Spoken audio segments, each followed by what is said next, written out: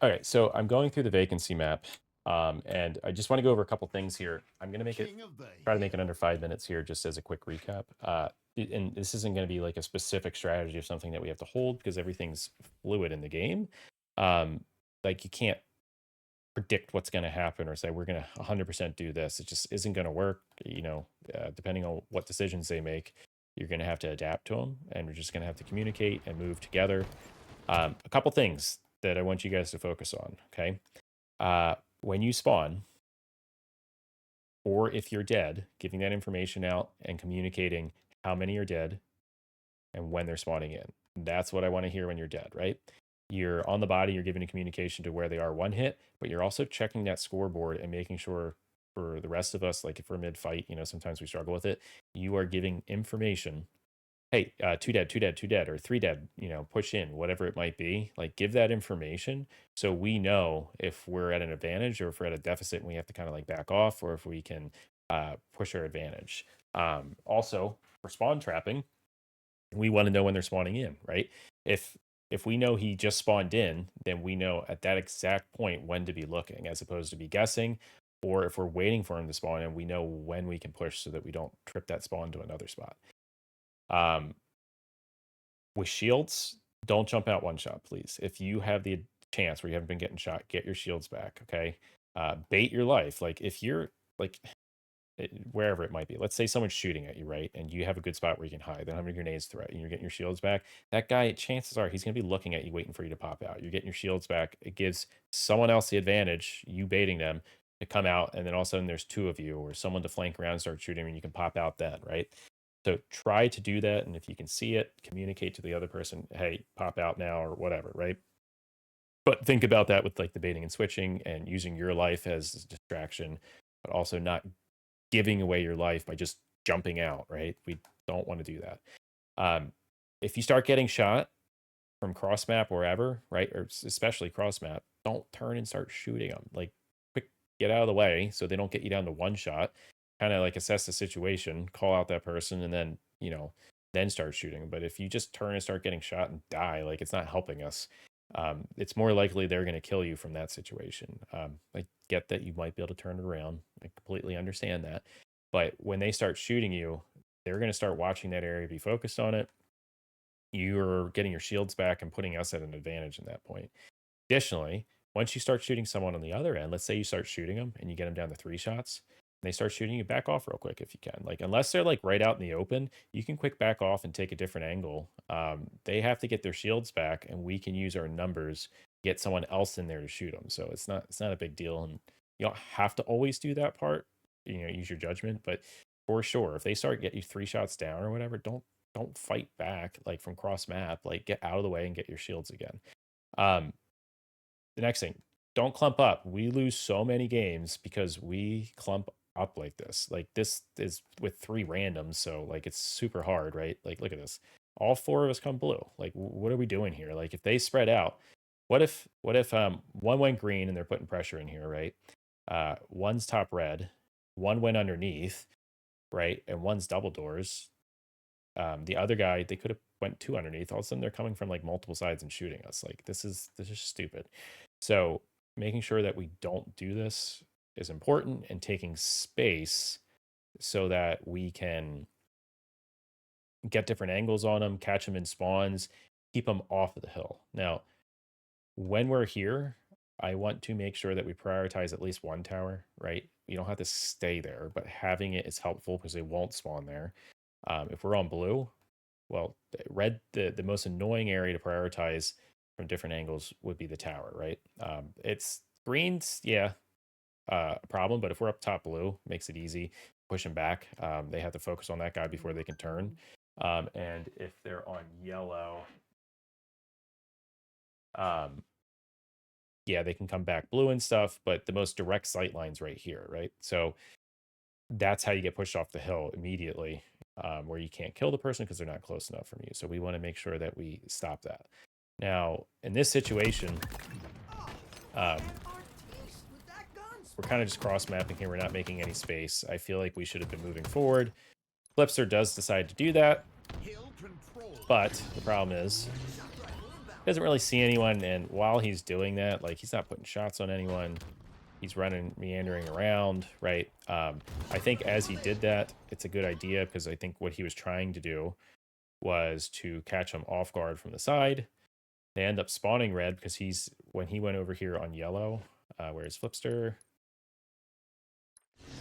Here we go. Comes all the way over to blue, which is number one, a waste of space. He could have just came over to this side right away. And that's what I mean by like negative time. And he could have already been here, making sure we knew they weren't spawning yellow and we could be getting side shots on him. Easy spot to see a lot of stuff here. He pushes up. If he doesn't see anything right there, if he sees us fighting over here, we're on hill, he could have easily jumped up here to tower from the front side to be shooting. He didn't have to go back tower. At that point, he's already making his way up and he's in the fight. Instead, Jules goes down. There's two guys over there now. And then what happens is we still have to address them. There's two of us over here with one down and two spawn in yellow, right? So it might have been a different situation where one of them died earlier. We have the next guy, and then Mimic, the hill guy, decides to run all the way around, go kill this guy, who, like, there's no reason for this. Watch.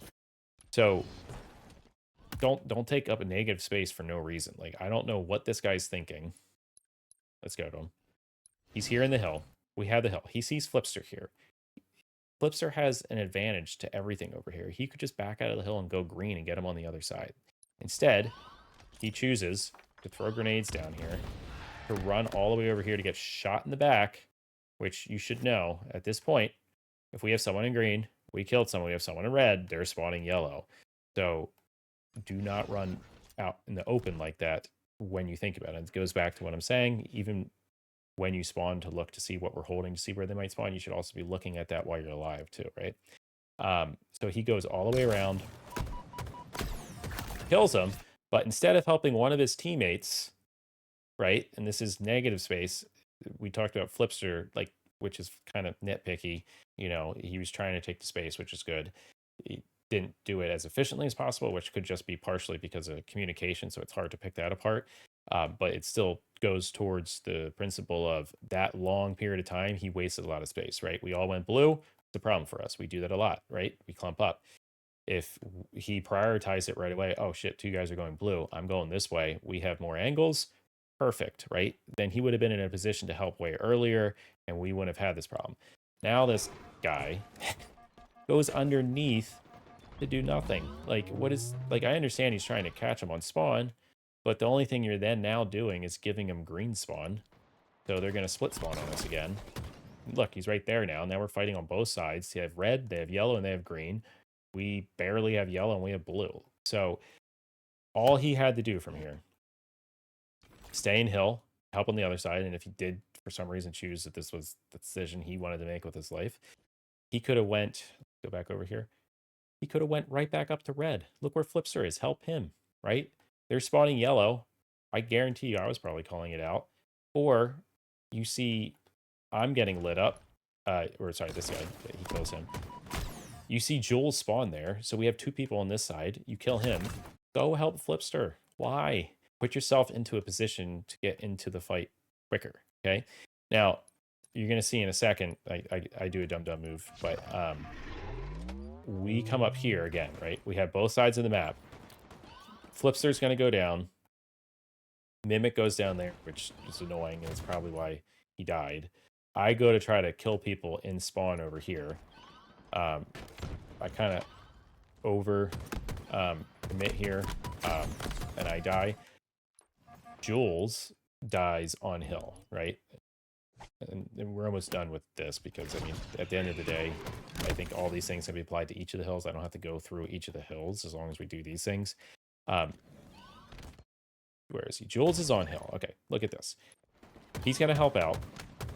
Okay, he pushes him back. Why are we standing in the middle of the fucking map when you're on hill? Half shields when you know a guy's there. All he has to do is jiggle peek. This is a big dumb decision. So in this situation, use the cover to your advantage. And I notice a lot of us doing this. We'll run out, especially on live fire. We'll jump out from nest right in the middle of the B. But why? What's behind B? Do you know what's behind B? Probably not. Maybe you do. But there could be someone sneaky back there, even if someone called out the other guys and they didn't see him. Wrap around on live fire, right? Go nest. Go all the way around the back and clear it. Or what you can do is you can jump against the wall on nest and no one can see to the left. And you can get some space there, but don't just jump out into the middle. At least if you go out towards pillars, you have an escape route, right? So escape route, don't stand in the fucking open. So he just stands there, throws a grenade, and he's still half health, and he finally moves off to the side, but now he's going to die. And this is the other point. As he's here, as soon as you see the numbers go down, and if we're the other teammates and we know numbers are down, call it like 2 alive, like it's 2v whatever. Let's say in this situation it's 1, 2, 3. It's 2v3. Don't stand in the hill. It's radar. He should have been backing up right away here. So instead, imagine if, oh god, I have slow theater. Imagine if he backed up here after shooting him to the side, right? He could have been jiggle peeking, right? Throw that grenade. He's not going to get shots on him. And he backed up here. He's getting shots on this guy. He's not dying, and he backs up, right? Like, he could have came back here and helped me. So there's about just a couple other things to go on here. So maybe one more minute to kind of go back to my point before. I don't know. Oops, sorry. Let me find me. There we go. So with clumping up, watch what happens again. So one thing to think about is numbers advantage, right? If we are up numbers, we are not standing in the same spot. Like if we spawn in the same spot and we're fighting our way out, that's one thing, right? But if we are up numbers, we are not standing in the same spot and just standing still there for them to come to us. That's not going to work. It's just a matter of attrition. They're going to make their way to us. We're on one side, they're taking space. It's going to make it harder, and we have to react to that, right? We want to make them to react to us. Look at this. 1 kill. 2 kill. I don't know. Again, I guess I could probably talk about this because, sorry, let's go back a little bit. Where am I? All right. Let's talk about negative space. They're in the hill, number one. You see Flipster there. Jules, again, comes all the way underneath. We have blue and we have green. Okay. Why are you coming all the way underneath the green to put us on the same side of the map? And why is this guy seeing these two guys here coming to blue all into the same spot, right? This is one thing we do for sure. We do not want to do this. If Jules literally just went red, jumped up yellow, and this guy helped him over there, like we now have green, we now have blue, we have the other sides of the map, right? We're going to force a spawn most likely green or, bottom yellow there, and we can instantly turn and start shooting them. So watch. I get this double. I don't know where the grenade came from. We get 3 down. In this moment, this should never be happening when we're playing. Never, ever, ever be happening. Watch. No one moves. We're 3 down. No one fucking moves. Like, why? So part of this is my problem because they weren't talking. I assumed because he was the green entrance that they might spawn yellow to red. I was wrong. And I think as we watch here, I was also 1 shot, so I went back. Sorry. Okay, so 1, 2, 3. Okay, so that's where that grenade came from. I don't even know. What was this guy doing? Oh, let's see. Sorry. We're going to take a quick.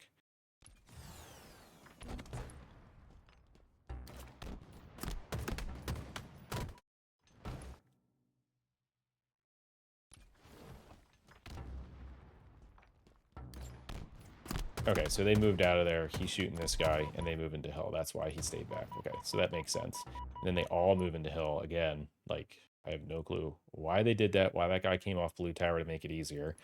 But here we go. So we get 3 down.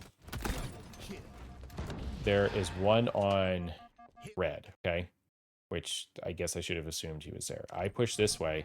If I just kept pushing towards yellow, that could have been a good idea because I could have been like, hey, I could stop their spawn, number 1. Or I could um, catch him in spawn here, whatever. But I could have already been on yellow. But for some reason, I come back this way, and look, we're back in the same spot again. Like I said, we all make that mistake. All four of us here, right? And these two guys are one hit, are now being funneled in. I don't know why this guy's staying here and why he didn't try to move out.